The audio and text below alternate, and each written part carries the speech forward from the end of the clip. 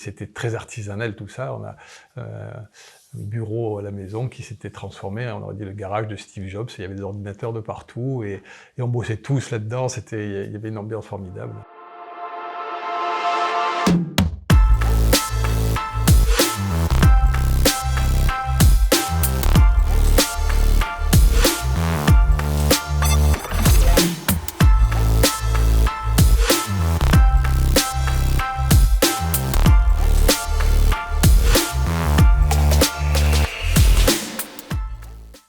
Au départ, Hippocratus, c'est une aventure professionnelle, mais c'est aussi une aventure amicale et une aventure familiale.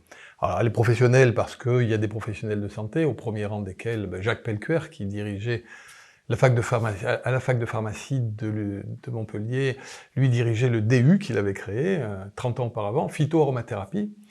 Et grâce à Jacques, on a pu avoir l'accord des 30 enseignants qui tournaient autour de ce DU pour se lancer dans l'aventure Hippocratus. Donc c'était une aventure professionnelle.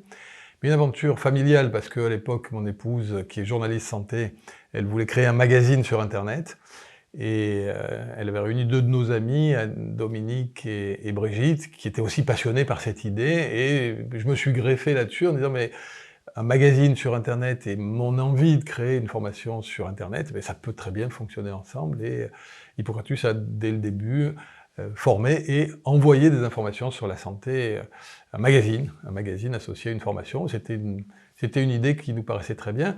Et sur ce petit groupe s'est greffé Michel, qui lui venait de l'industriel et qui a été l'organisateur en chef. Il fallait un bâtisseur qui mette en place tout ce qu'il fallait créer, puisque on n'avait pas d'outils. D'abord, on n'avait pas d'outils informatiques, et puis c'était une petite entreprise qu'on créait. Donc il fallait quand même quelqu'un qui soit un petit peu le chef d'orchestre et qui puisse organiser tout le monde.